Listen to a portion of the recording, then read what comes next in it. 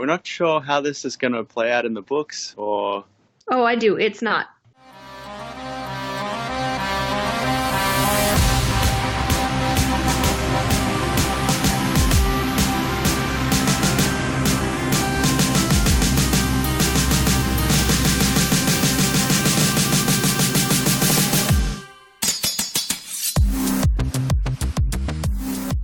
Hey everybody, this is Vassals of Kingsgrave's visceral reaction podcast to Season 8, Episode 3 of Game of Thrones, aka Honkies Be Dying. My name's Bina 007, and this is Rebelscumcast. Fear not, you'll still get your Wolfcast, Dragoncast, and Krakencast as normal, but we wanted to give you our initial reactions to this epic episode. Joining me tonight, we have Adam. This is Adam Drowned Snow, and there will be no Dragon Cast. This is the Blackfire Cast. And we have Brett. Hey, White Raven. Katie. This is Katie Lady Griffin on the forums. Matt. Varley on the forums. And Michal. Hi, this is Michal, Ink Azrain on the forum. I was actually thinking we could call this Chimera Cast, because we're all being smushed together. Aww. But there's no Star Wars reference to that. Yeah. That is true. I mean, when in doubt, choose Star Wars, obviously. Of course. So, let us very clearly state that there are going to be spoilers for all things Game of Thrones, The Song of Ice and Fire, insofar as that is still remotely relevant in Season 8 of this show. We are going to go with our lemon cake ratings now out of 5. Michal, how many lemon cakes? 2.5.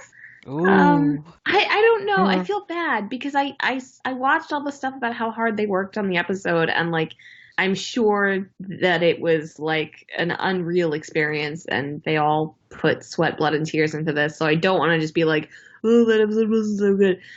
It's not them. It's me. I'm not a battle person, and them. I don't, you know. And You didn't like Hard Home. I didn't like Artem, but then again, Thanks for the reminder. like, I mean, at that point in Season 5, like, you would have had to have God awesome come down battle. from the heavens and save Sansa with his or her own hand and lift her and take her somewhere for me to actually enjoy something going on in that season.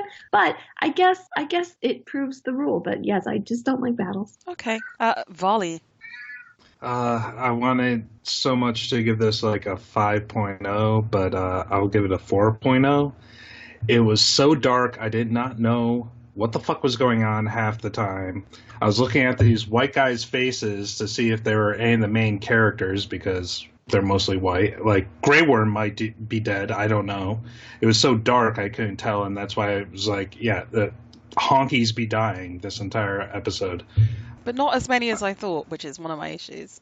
An entire Khalasar went out in like... I don't think the 20 seconds. Khalasar's technically honkies, though. I guess the entire Northmen went out after that with the Unsullied. No, they retreated Yeah, while the Unsullied died. I have problems with this episode, and the majority of it was I couldn't figure out what the fuck was going on during most of it, like what dragon was which and who was driving what, and like why they kept on going up into the clouds, which was a wicked cool scene at first, and then like they got ambushed Right. by a dragon, and I didn't understand what the fuck happened. And of course, Ghost, God rest his soul, wherever he may be. You just got very Saudi then. Katie, He just lemon... kept fucking running. He's like, fuck this. Katie, lemon cake rating. 5. Solid 5. Awesome. I love it when we're going to have a real disagreement here. This is awesome. Tell us more. Yeah. If Game of Thrones was a different show at this point, I might have felt like the anticlimax was awful, but in this case, this entire episode, I felt nauseous, I felt hopeless, I felt dread on a level that I didn't think the show could do for me anymore, and the fact that we had this massive catharsis, like, I laughed at the end, because it was just such a, like, woof of relief.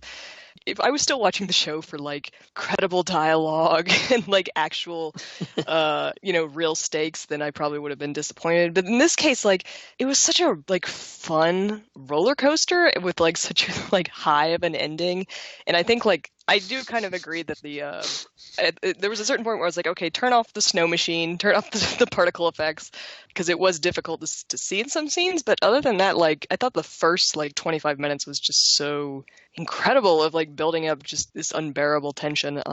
For the most part, it sustained it for me the entire way. So yeah, I have no complaints. I thought this was a load of fun. So a fun roller coaster to you makes you nauseous. Yeah, pretty much. All right. White Raven ratings? I'll give it a 3.5. I think a lot of the filmography is supposed to be that way, so we don't really know what's going on and it's chaotic. But that doesn't make it any more fun to watch. It was all right. Adam, rating? Oh, geez. So this is we just watched it. It just happened. So I will reserve the right to change this later. But I feel like a 3.5. I mean, I'm kind of with Katie because I really think that this was an above average episode. It was great, but I wanted a 5. I wanted to love it the whole way through. And I got to take off right away because I couldn't see what was going on in parts where I really should have been able to see what was going on. And also mainly because the battle opens up by sacrificing the entire Khalasar and most of the Unsullied, which is obviously just setting up so that Dany has to rely on friendship to, win the rest of the season. So they could have done that in a less obvious fuck you way to those armies. They could have, we could have still had the battle at the end where most of her forces were gone. Oops. And they didn't just charge off to their death. To be fair, there's other stuff we'll get wouldn't into, want to sit behind a wall. Yeah, but 3.5. I mean, it's a good episode.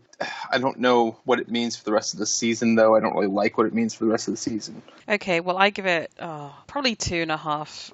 I think I give it 1 for Alfie Allen's final scene. I think he's the most underrated of the actors in this show, and I give it 1 for that cute Sansa Tyrion moment of recognition with that dialogue, which was kind of nice, and maybe an extra half point for Lyanna and Mel's death, which was nice, but it didn't do it for me. I have spent way more hours than I care to mention playing night battles in Empire Total War, and this was just a shit version of that I wasn't controlling. And I have a really good new TV. It's a 4K TV, and I had to mess with all the picture settings to see what was going on. So I get the Cinema Veritas thing and try to make it documentarian and real, but you can overdo it. Godfather Part 2. There's an ice dragon. Yeah.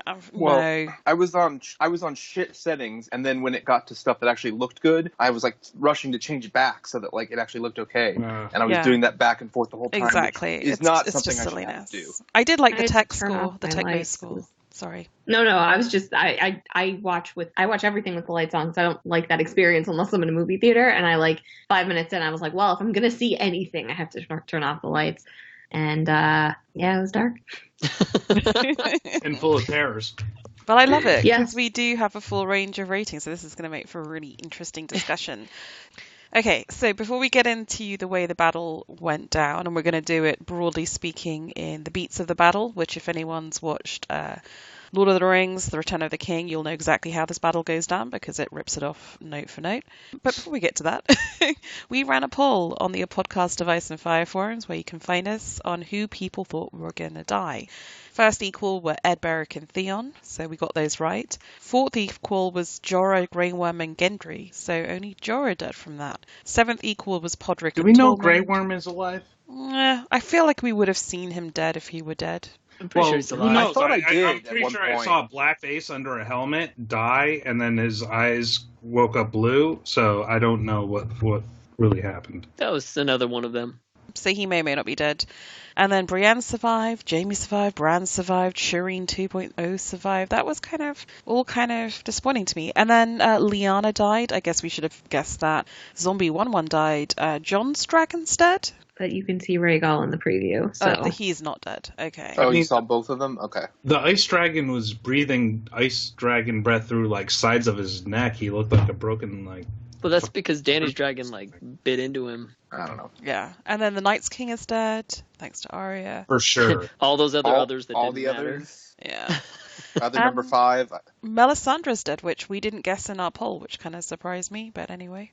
But is she dead or did she die? She wasn't killed. She sort of She just commits kind of suicide, doesn't she? She sort of takes off her necklace of youth and presumably just wanders off and ages very She rapidly. Skywalker forced herself out of being. she sort of did, didn't she? Yeah. I take it as cape and like she everything. expended so much energy that like, oh, he's now dead, but like all she did was light some shit on fire. I don't know. Yeah. Well, she also gave Arya the inner strength to kill the Night King. She was like, hey, go kill someone. She resurrected Jon Snow. That was a big thing. Facetious cast. Jon Snow and Dany really didn't do much, did they? Was it necessary to resurrect Jon Snow? I haven't seen him do anything. So let's get into the episode. So we start off with this very creepy, beautifully atmospheric pre-battle formations where the different flanks of the troops and the different formations are put into place. We get, I think what they're attempting to do is a kind of flashy single take-ish shot, which focuses on the main characters and dragons. This is where I started adjusting my TV, so that annoyed me. And then there's a bit of nice comedy humour to break the tension, where Ed gets this line, "Oh, for fuck's sake, you took your time," to Sam. And then we see Melisandre turn up, but without Knights of Law, which is a bit of a shame. And she makes all the Dothraki swords flame for the win, but it's not for the win, we then learn. And then she's like, Vala Morgulis, and they'll go off. And Davos still gives her the side eye, but she claims she's going to be dead before dawn, which is indeed true. So what did you all think of this pre-battle sequence? Very atmospheric and tense. I think she only lit up the RX because that way we could see him go out in a very cinematic fashion. Yeah, I think it was just so that you could track the battle from Dany and Jon's vantage point. It seemed like as soon as they got to the Whites, the fire just went out and they all got eaten. Well, which is what happened. I actually thought there was ice spiders. I thought right away, I thought I saw an ice spider. I was like, oh shit, they're going to do it. And then they did. I got really disappointed. Let them do a little more damage before they die. Like, that was just pathetic. I feel like Nadia would be better with the battle tactics, but why didn't they just, like, unleash the trebuchets to light up the ground so the people that are charging could see what they're charging into or what was coming at them? And so also they're just not, like, charging...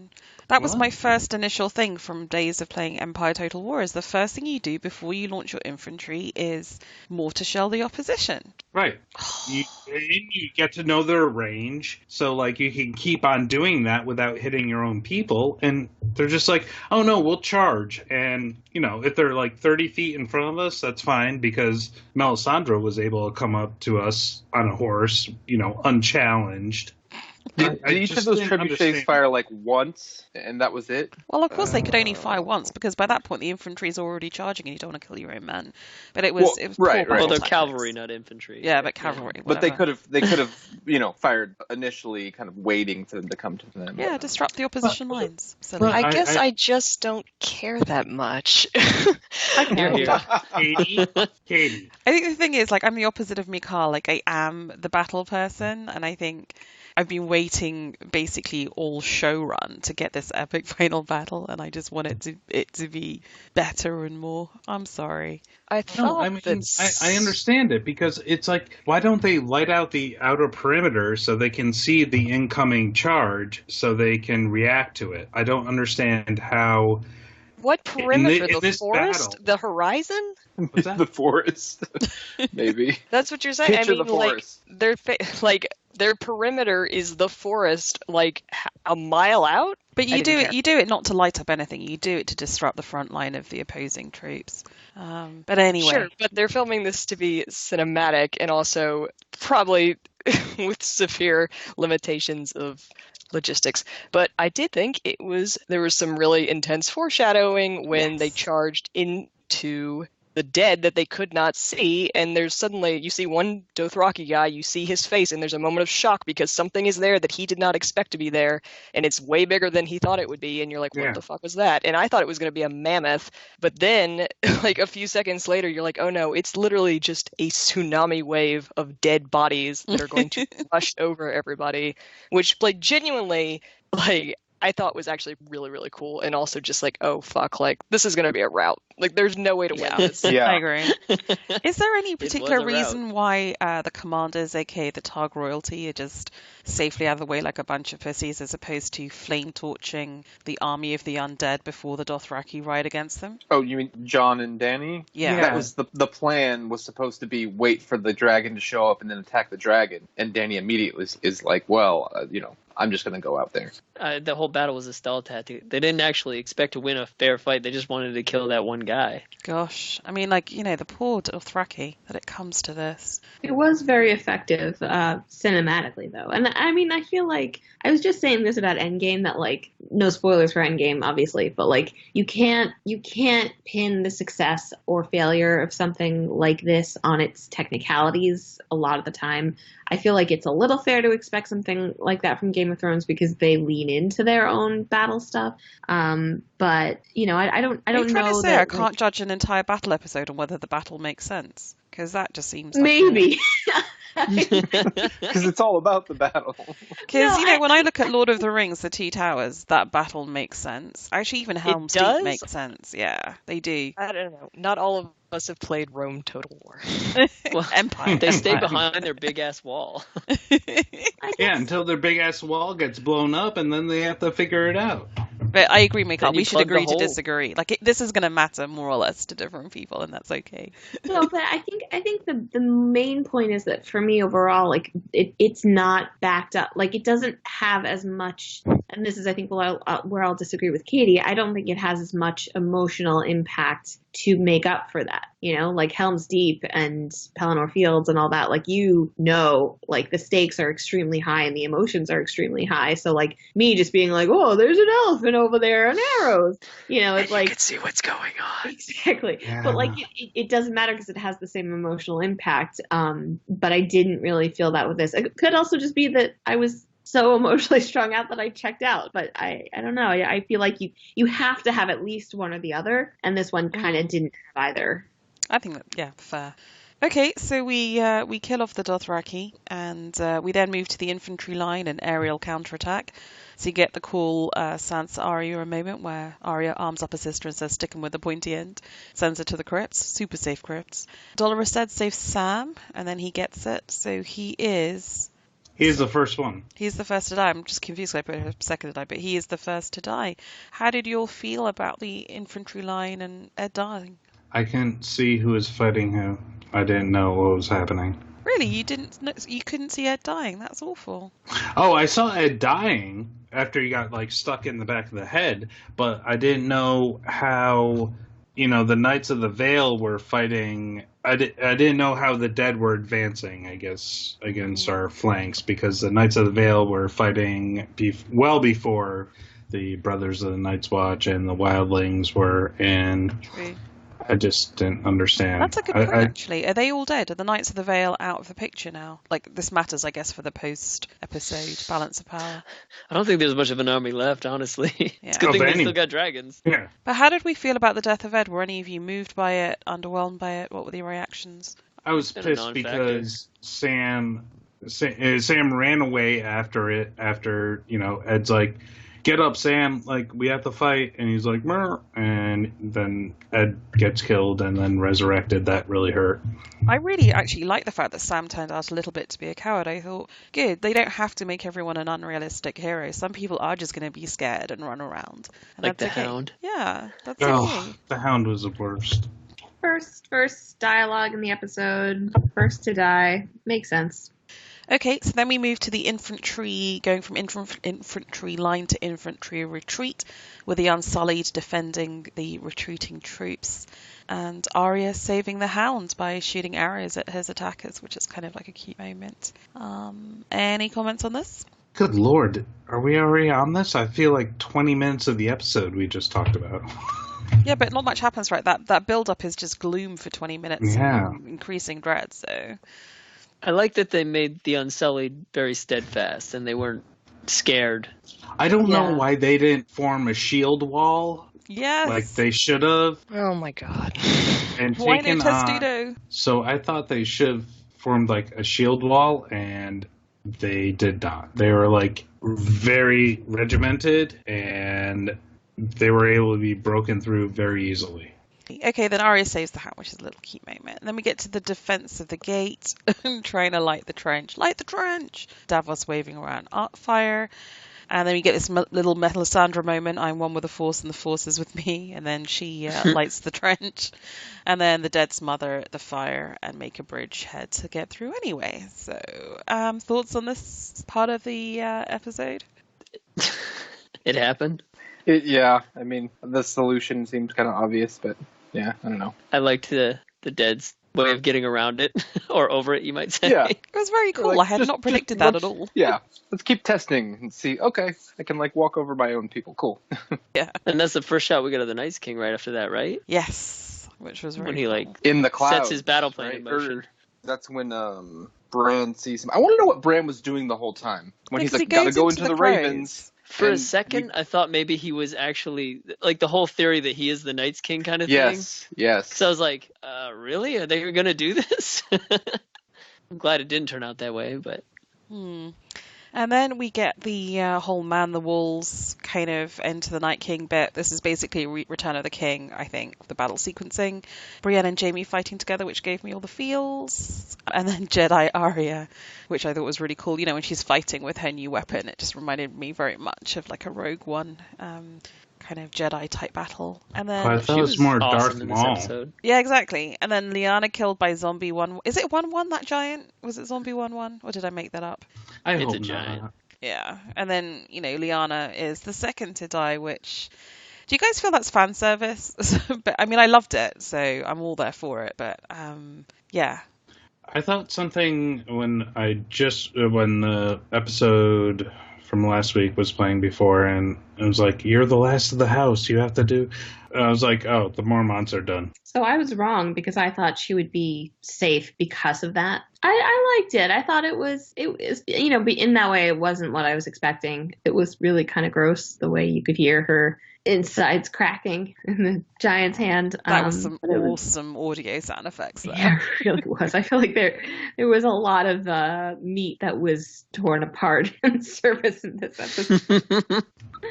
But yeah, it was, you know, it's hard to say like, oh yeah, that was awesome. This little girl died, but you know, I think They that's gave her her probably moment. how she would have wanted to go. Yeah. Yeah. And then she came back. Yes. Yeah. Uh-huh. Well, kind of. Okay, and then we go through the castle to the crypt. Basically, the kids in the kitchen scene from Jurassic Park, where Arya is. Don't know if anyone remembers that original Jurassic Park, where Arya is hiding from the undead. And then zombie Lyanna, I guess, is killed. We get Beric and the Hound creeping around like Ren and Stimpy to save Arya. Beric has an awesome death. It's like Saint Sebastian. And then Mela's getting all fatalist. She tells Arya she's called many people with brown eyes, green eyes, and blue eyes. What do we say to the god of death? Not today. Wink, wink. I love it. It's so good. Death of Beric, guys. Any feels? Or was he just a character who was mistreated, so we just didn't feel anything? Long overdue. Yeah, he died in the book, so... I liked it. I mean, I thought it was nice to see the combination of emotions there. Like they kind of kept ping-ponging between Arya and the Hound, and he saved her, and she saved him, and she was brave and inspired him, and then he came and saved her just when she was about to like totally lose it. And I think Beric was an interesting kind of calm counterpoint to that.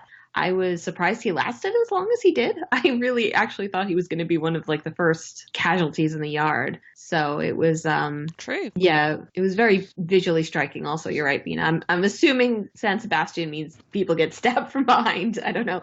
Well, he got But- pricked by arrows. Like there, he was like shot with lots and lots of arrows. But there's a way in which Beric Oh. sort of like is on his knees but upright with his hands outstretched and lots of weapons going into him. That just gave me that. Oh, I Saint thought that was Sebastian vibe. Jesus more. Yeah. Like- Either way, a very kind of heroic death, I guess. Yeah. So then Melisandre says that he's achieved his purpose of, I guess, saving Arya, who... I mean, she was like the badass cold killer coming into this, which, I mean, obviously she's still just a girl, basically. I like that she got shook. I do. I think that worked. So, and It maybe was, that's like, why the they first time played we- up her, like, emotionless aspect. How did Beric really die? Like, he died while he was doing, like, his Jesus cross thing, and then somehow they rescued him to pull him into that, great Right. hall room. He somehow And- managed to get down the hall on his own power. I don't this is a part of this entire episode where the lighting completely confused me, because all of a sudden, like, you're seeing things like, the last thing I saw was Beric basically doing his Jesus pose on the cross while getting stabbed. And then all of a sudden they're in a great room and the Hound is like barring the doors against them. Like, what happened in between those times? I don't know. Maybe Barrett can take a lot of punishment because he's already been dead 7 times. Yeah, that's fair. Was anyone else like really upset when they got into that room and there was like just bodies everywhere and you were like, this is not a safe place? They're like barricading it, like they like, woo, we made it. I'm like, no. The only reason why I was sad to see Barrick die is because he's the only one I could pick out of the crowd when they were all fighting. Yeah, one-eyed. Oh, it was the sword. It was the flaming sword. The more I think about it, them solving the like Dothraki problem this way just still is really bad. Oh, we just got the confirmed episode title. It's called The Long Night, which I guess makes sense. Oh, yeah. Perfect. Yeah, that's a nice title. I love the death of Beric. I think he's a character who's been underserved, but I thought it was a really beautiful ending for him, and I love the way he was trying to like get the Hound, knew the Hound psychology, pointed him to Arya to get him to get going, and yeah, very much liked it. I did think they were setting up, having him be in the room. I'm like, anywhere there's a corpse, once the Night King comes around, that's going to go really badly. But they didn't end up, maybe that wound up on like the cutting room floor or something, him reviving. But I definitely thought that was what they were leading up to, like bothering to have him stagger down the hall and for Arya to prop him up and be in there. Yeah, good point, actually. Same. Maybe he can't be revived because he's already been revived by the Lord of Light. Could be. His body's an unfit vessel. Oh, yes. So we then go to aerial dragon battles, which are I thought these were cool, actually. I've written here, it was so weird, like me editing the show notes. John's dragon's dead. Ice Dragon is dead. Oh no, Ice Dragon isn't dead. So I'm not very good at telling the dragons apart or even seeing the dragon riders on them. So that's my bad. And I was like, oh dear, Dragonfire can't kill the Night's King. The undead then arise. We get Zombie Lyanna, Zombie Ed. Dragonfire can at least kill whites. And then we get Dany unhorsed. So Jorah to the rescue. Then he dies defending her. So sad. Was it sad? I don't know. This of the main characters was the death I was least moved by, which kind of surprised me. I really thought I was going to be sad at the death of Jorah. I hate him. So you didn't buy into his redemption last week, Michal? No, I sort of do. I think that him going off and dying of grayscale was more than sufficient, and I felt that was a really annoying way of solving that problem. Oh, just scrape it off, it'll be fine. But I do, it was emotional. Like, don't get me wrong, it definitely was emotional at the end. And I did like how he was clearly trying to stay alive, because he was like, if I die, I'm going to turn right around and kill her. And I do not want to do that. Yes. And I was like you could see the desperation. Yeah. I don't think it works like that. Like, he has to consciously raise the dead. They don't just come back alive. He has to raise his hands again. Yeah, he's got to lift his palms. Which was probably my favorite part of the episode, when he brings all the dead people back to life. And I'm like, you can't beat him. He just needed to give Jon the middle finger when he did that. That would have been great. Is it bad that I didn't really feel a lot of emotion in this scene until Drogon lands and kind of gives her the wing hug, and I was like, oh. Then I felt, where the fuck were you, Drogon? Well, he was trying to shake off, he could have made a ring of fire around them. He made it rain whites. It was raining whites for 10 minutes in this episode.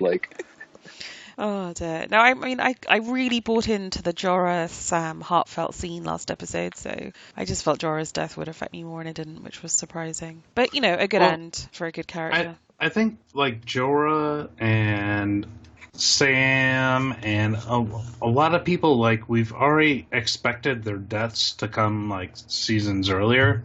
So when they come now, it's the only thing that I was really surprised by was Ed, and then Ed coming back. Yeah. Okay, so he was the one that was most easy to see, I guess. Okay, so Michal, you just posted the trailer for episode 4, and you said you think Rhaegal's in it? So he's alive then, I guess. I think so. I think at 20 seconds-ish, you can see a distinctly green dragon flying over a boat. Cool. That is green, for sure. Yeah. Which is fine, because I think they need to have some live dragons to basically knock out Cersei, right? So Well, no shit, because they only have like 15 Because they've people. got nobody else. they got Brienne and Jaime. Even I could fight that battle, guys. There's no tension. This is what I thought at least one of them would die. Like, maybe she'd be left with one wounded dragon. But, I mean, with 2 dragons, this shouldn't be very hard. Yeah. I don't know. I actually thought it'd be better just for them to have one dragon left again, like and ride it, like have a bit of a battle if he's going to ride the one remaining. Oh, you can definitely see right after that scene in the preview for next week. You can see 2 dragons flying together. Yeah. Yeah. Okay. You definitely see it. I didn't watch the preview yet. All right. Okay, so meanwhile, back at the crypts, Sansa. I think there's a real parallel here to her at the Battle of the Blackwater. You know, stuck with the women, showing some stoic wisdom and calm. There's a nice little scene between Tyrion. Maybe we should have stayed married. You were the best of them. And it's almost like he makes an overture to him and then is like, you know, slapped back in the gaze of unimpressed Melisandre.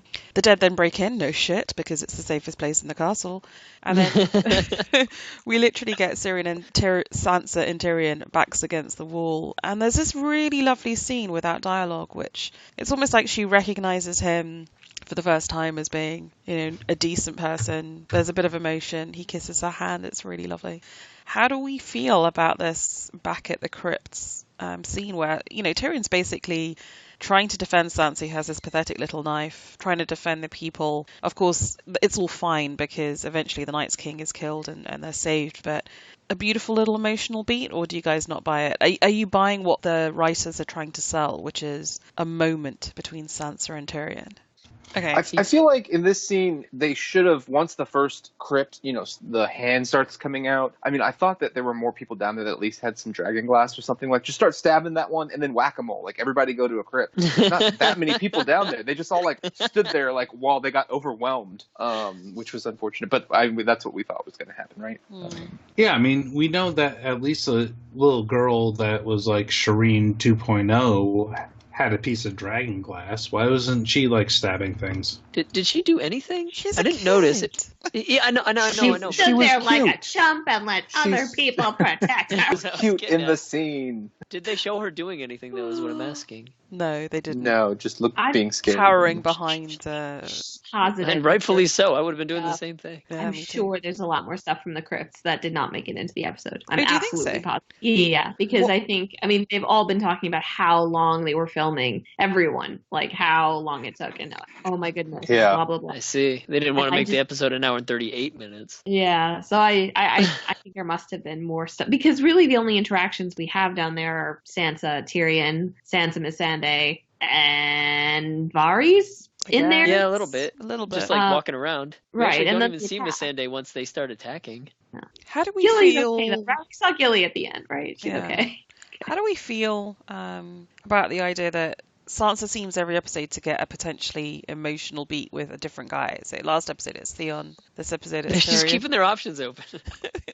Do you think there's any play Yeah, in they're this? Maybe playing the Michal. Like, long do you game. think they're setting us up for Tyrion and Sansa to end up together? You know, my opinion changes with every episode. Mm-hmm. Last week I was like, before the season started, I was like, if Sansa survives and Tyrion survives, they're totally gonna end up together because that is just, it seems to me like the type of reward that the show would have for Tyrion. And they would view it as a good thing for Sansa. Then after they talked in the first episode, I was like, I guess not. And then last episode, I was like, oh, okay, so maybe her and Theon get a moment. Like, they definitely have a moment, 2 moments, really. Like, maybe something happens there. Obviously, that's not happening now. So Yeah, you won't see Theon anymore. Yeah. What is Dead May Never Die?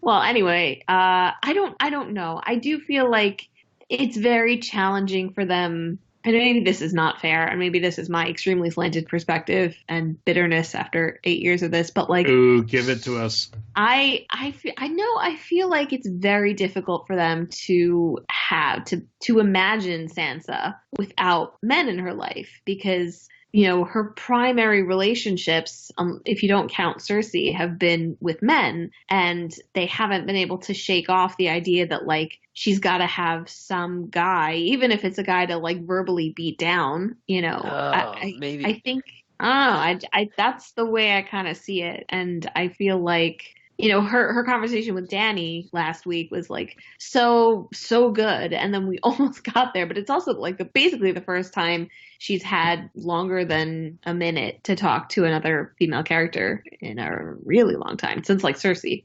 Maybe her and Asha will bond over Theon passing, and I feel like Asha's Yara. not Sansa's type. Now I'm definitely projecting. I don't know.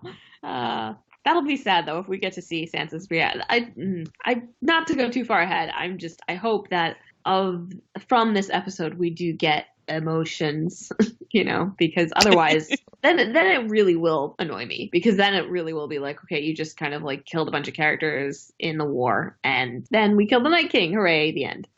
I agree. Yeah. I think you can only fully assess this episode when you see how they play out the ramifications in a way. So Yeah, I agree. maybe my rush to judgment on just this segment is unfair, and I should wait an episode. I kind of wish we'd lost a more substantial character. Me too. That's one of my main criticisms. Yeah. I wanted them to be George and to let more people. I wanted one of Brienne and Jaime to die. So Wasn't it great though, at least seeing Brienne and Jaime like fighting next to each other and like Yes. basically like almost dying like 50 Yes. times? So they probably should have died. Everybody almost But died 50 times I did in this really, episode. I did really enjoy that. It's like in the earlier part of the episode, no one can stop like even one of them, and then later on they're all like dual wielding and killing 10 at a time. Okay, so then we move to our sort of climactic scene in the Godswood. This is, I think, really beautifully written and carries a lot of the emotional weight of the episode.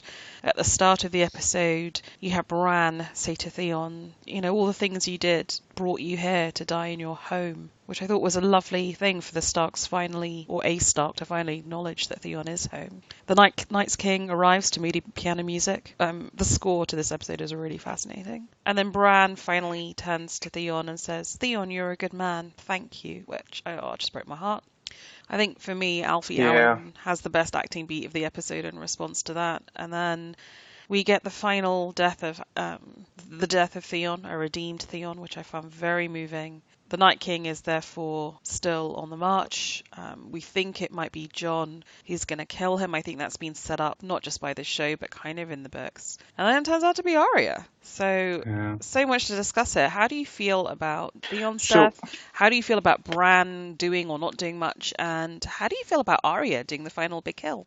The first thing I would say is that Theon, I mean, we gave him shit last week because the whole, bedroom eyes or something that was going on with Sansa there just didn't seem earned. It seemed kind of weird. The first scene seemed fine, and then afterwards, were they trying to pair her up? That didn't make sense. But otherwise, they've done a really good job with him on the show, and I think he's earned this redemption arc, which I never thought would really happen.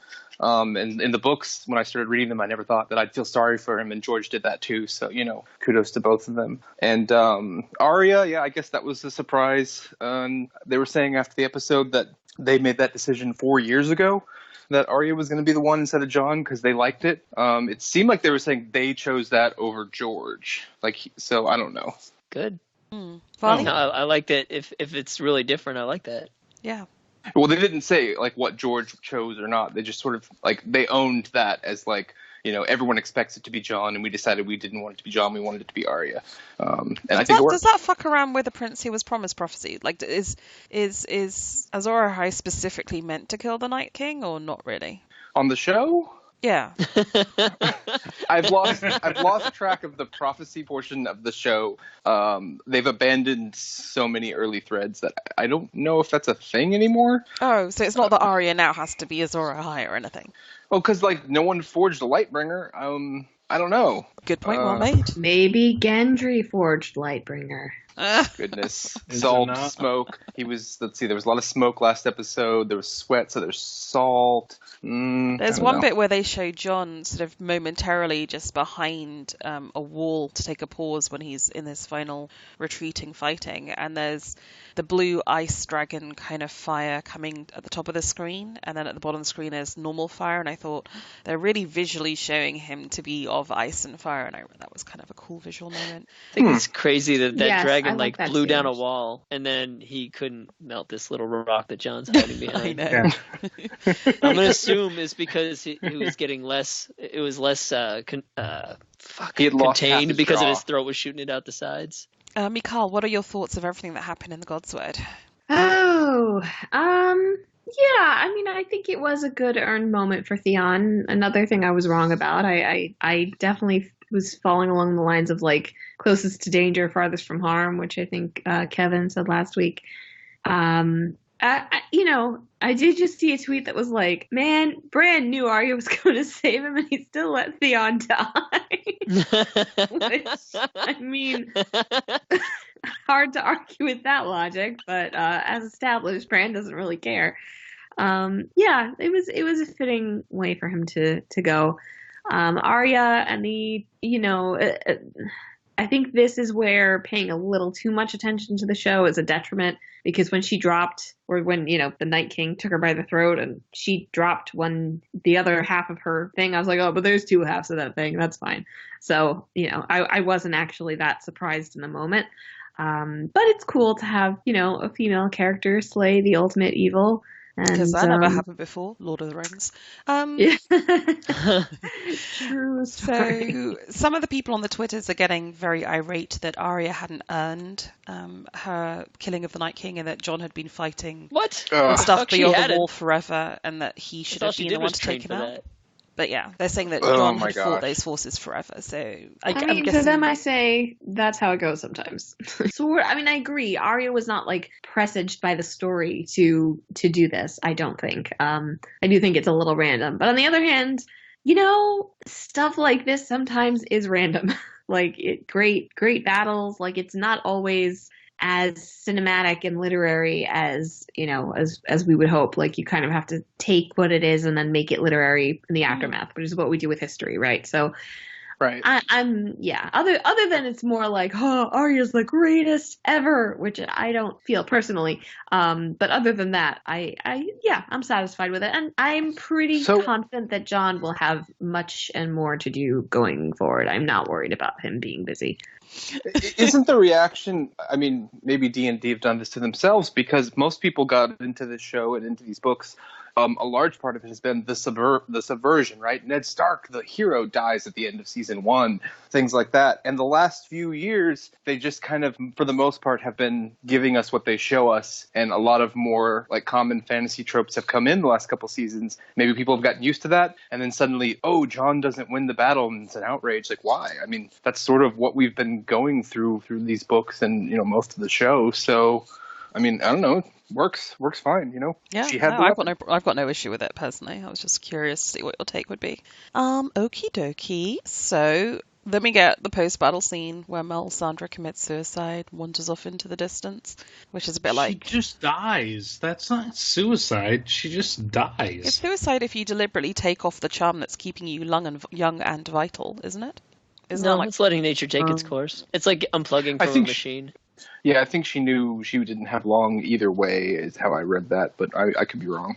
I wonder if it would stop working. Like, if the reason that R'hllor has allowed her to continue living is because the night. Because she had to tell Arya one thing. Right, yeah. Right. She had to light the Alistar's swords of fire. She needs to kill the Dothraki and tell Arya about Blue Eyes. Yeah. Oh, but that's a good point, though, because if it just stops working because she's fulfilled her purpose, then it isn't suicide at all. It's just her making a resigned acceptance of it. I really loved it. I didn't particularly like her character in the show, but I really like the actress, and I thought this was a very noble way. Like, the show gave her giving her the final scene in this epic episode is really something, and I think it was beautifully visually shot with her just wandering. And Davos just seemed turn old, because they've got such history together, Davos and Melisandre. Yeah. Was Davos like ready to kill her? Is that the whole thing we're thinking? Like, he said if she ever came back, he'd kill her. Yeah, but he's never killed anyone. Like, he also talks about like his unprowess in battle and like everything else. Like, I'm pretty sure he can kill an unarmed woman. What's that? I'm pretty sure he can kill an unarmed woman. Oh, that's like, what makes not like mentally, but physically. Michal? No, I actually, I'm torn on that, because I think that Davos's grudge against Melisandre is not even really a grudge. She murdered a child. I feel like that gets lost. And so his like vow to kill her if she came back, to me is pretty potent, because it's not like a lot of these things are a little bit more petty than that. And this is like, no, you literally burned a child alive. And I'm not okay with that, and I will act on that. So to me, in both scenes, he was very conflicted.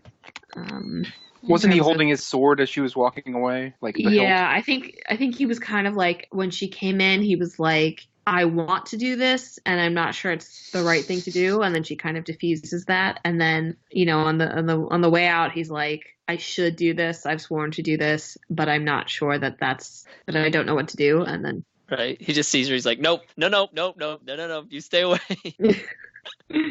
How did Davos survive this battle, guys?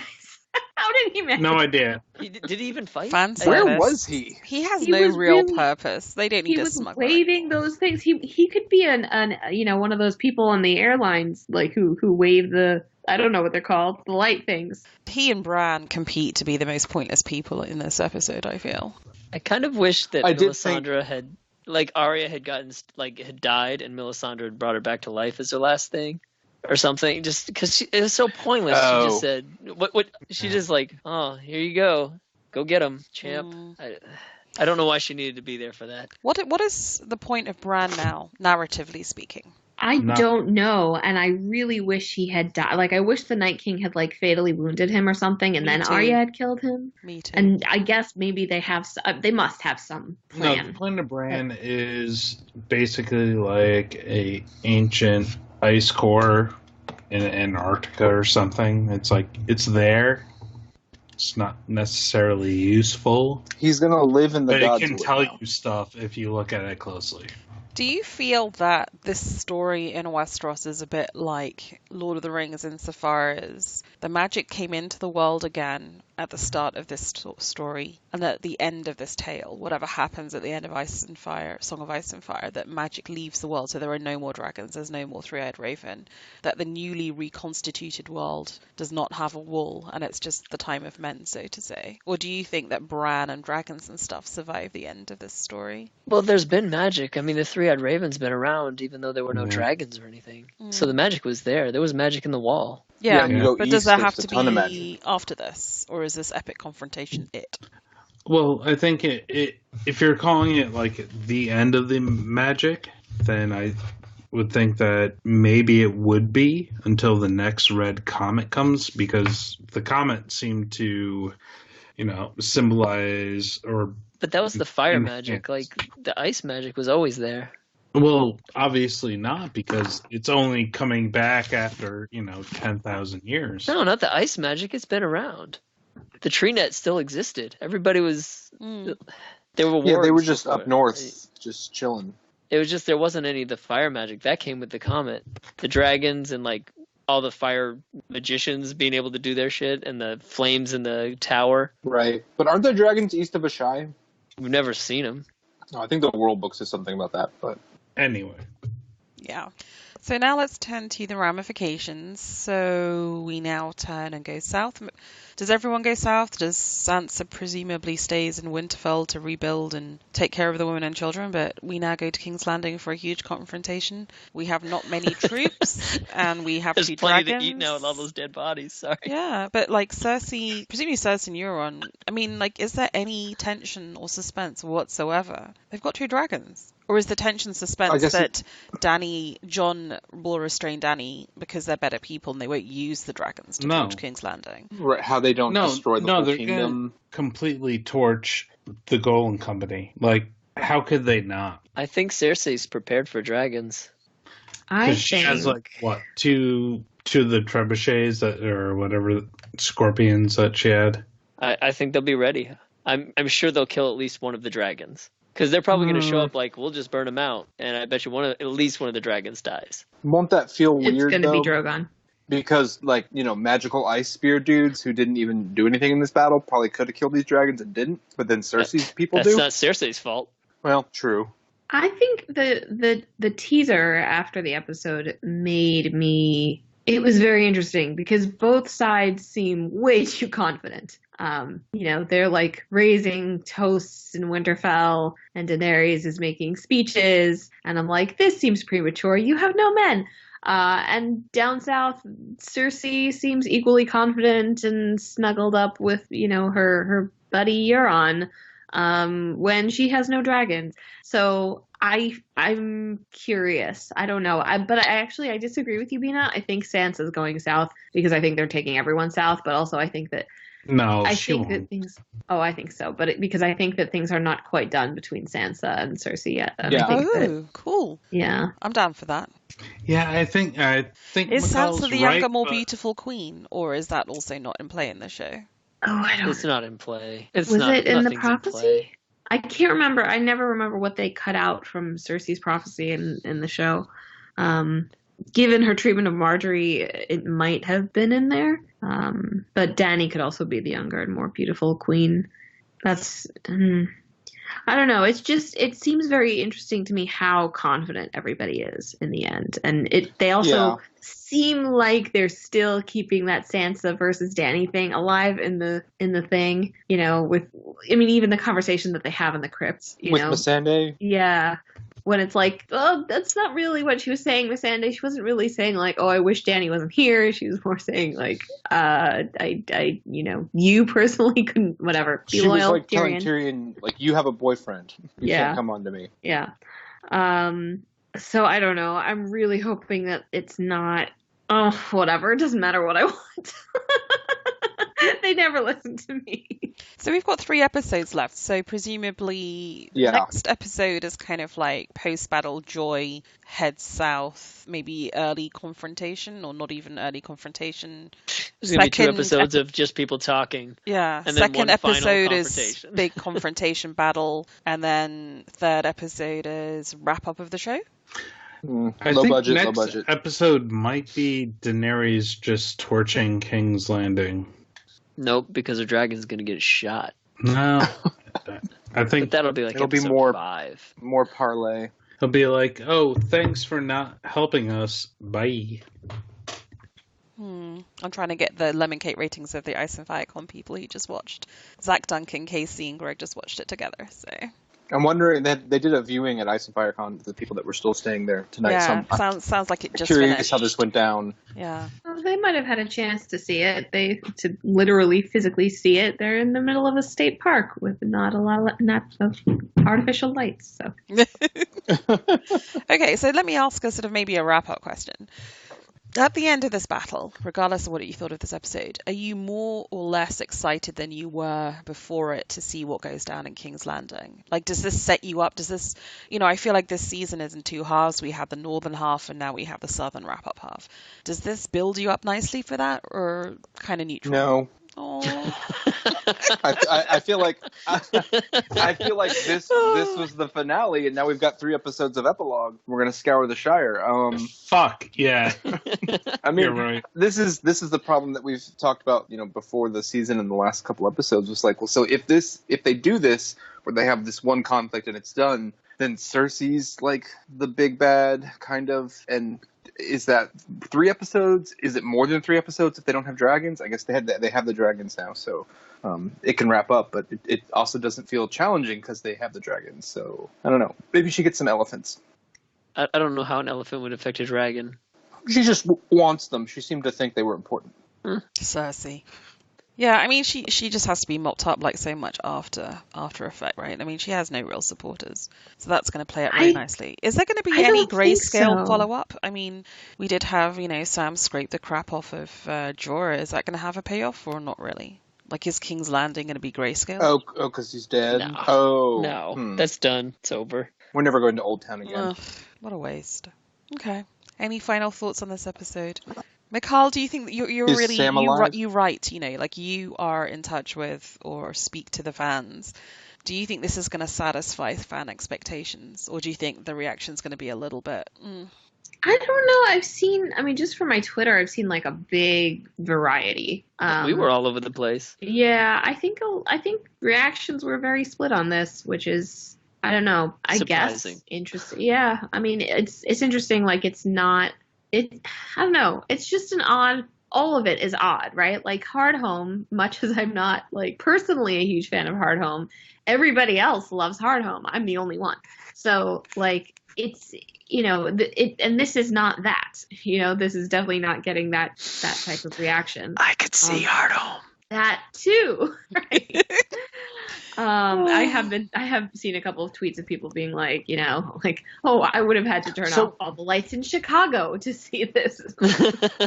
Here's a better question, I guess. If this episode was episode 6 and whatever Cersei stuff was already dealt with, would that change how we look at it? Because for me personally, I know a lot of it is that I feel like this is not really a great setup the way they've done it.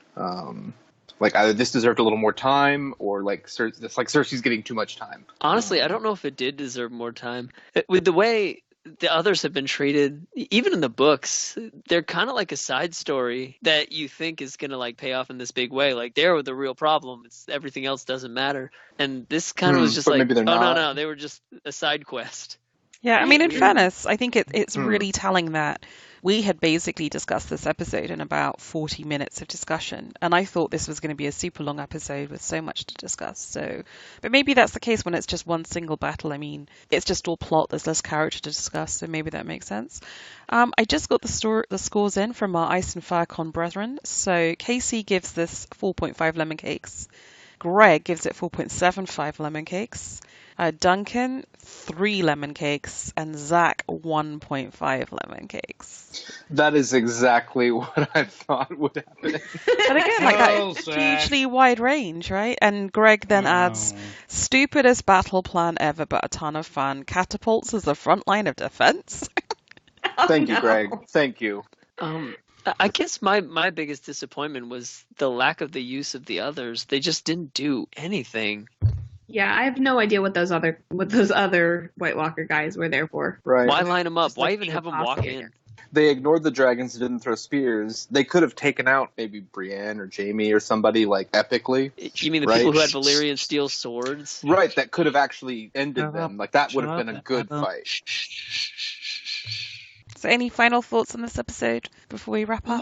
Yeah, okay. I am baffled that Cersei is the final boss, evidently. They've been building to that, though. She's one of the highest paid actresses. Huge fan, baddie favorite. No?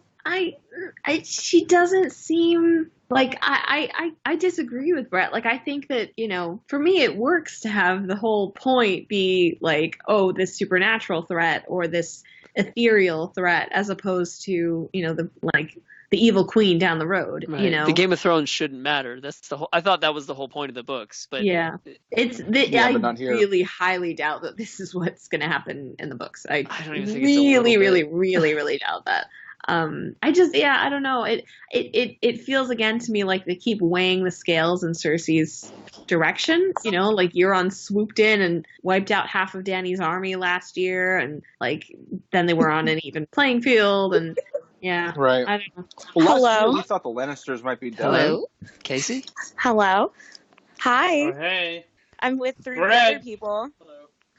So, guys, listeners, we've We've just brought in the Vassals of Kingsgrave who are at Ice and Firecon, or some of them. So We've we've got been Gracie, infiltrated. Casey, Is Zack. this an actual podcast, or is this just a discussion? No, this is the actual podcast.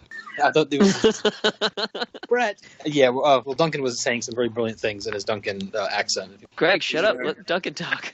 No, I have nothing to say. I'm just in shock. Me and Zach are reevaluating our lives. We don't know what's happening.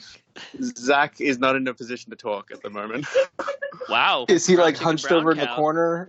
He's deep in thought. We're all inconsolable. We don't know what's happening. That was not any of our reactions. Answer this. Is Sam alive? Yeah, I don't know. We're not sure how this is going to play out in the books, or... Oh, I do. It's not. You don't think so? Not like this. Cersei is the final boss? Absolutely not. Could I be any more emphatic about this? But Duncan, I don't think you should be having existential angst over what happened in the show reflecting on the book. I think they're so separate now. Oh, no. David and Dan have joking. explicitly said that, Jon should kill the Night King, but we just made it Arya to fuck around. So I just think, just move on.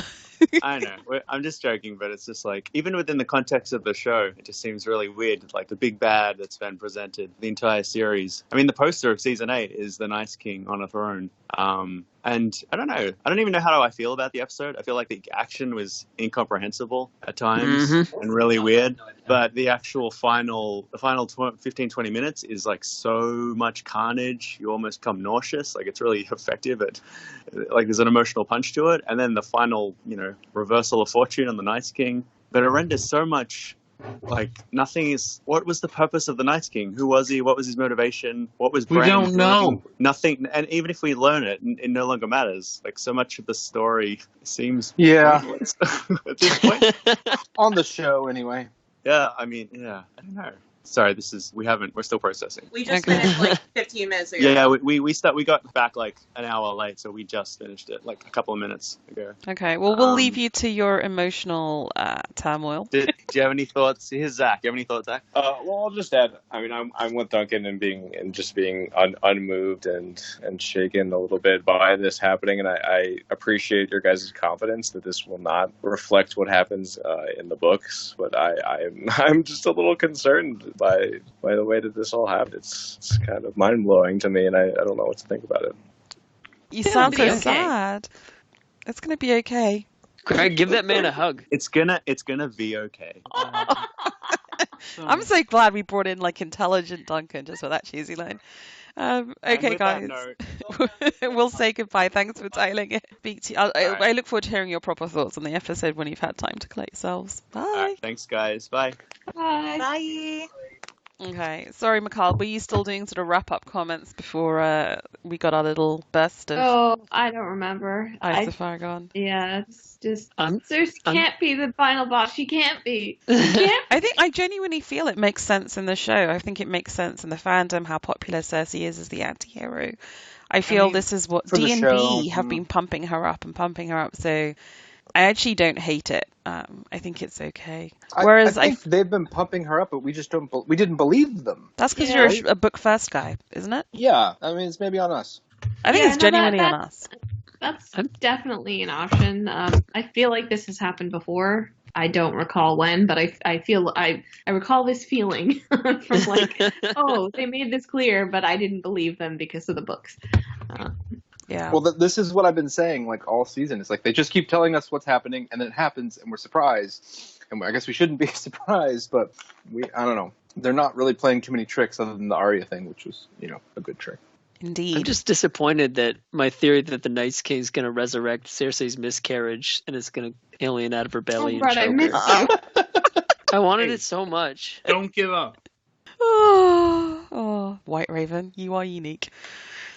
Okay, boys and girls, I think on the alien zombie resurrected miscarriage comment, that seems like a good place to close out this show, because I'm not sure we can come up with anything more gonzo than that, unless anyone else has a burning comment. That is not gonzo. That fulfills all the prophecy. Sorry, does anyone else have a burning comment they want to make? Theon could have tried to trip him or something. Come on, man. You weren't dead yet. I Throw a thought leg that Theon, too. you got a zig. I thought he was reaching for a weapon.